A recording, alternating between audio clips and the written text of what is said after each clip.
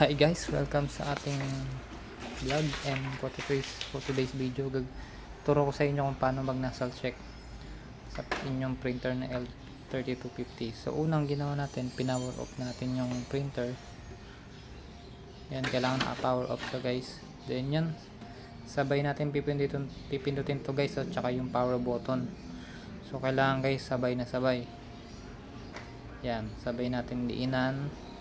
Then hintayin natin mag-blink guys yung green do sa power button, at least mga 5 or 4.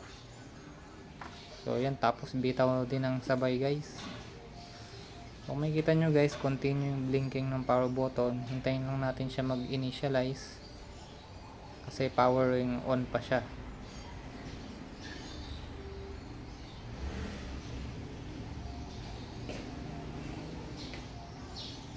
So yan guys, nag-steady ng konti, tapos nag-blink ulit.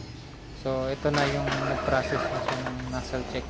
So yan, bababa na yung papel niyan guys, nag-print na siya at mag-nasal check test na siya. Ito yung kailangan mong gawin guys kung gusto mo i-check yung kung okay ba lahat ng yung printing. And diyan mo malalaman guys kung may guhit siya or kulang sa guhit. Dito naman guys banda kung ilang pages siya, kung ilang pages na yung na-consume niya. Yan, ganun lang guys. Thank you guys.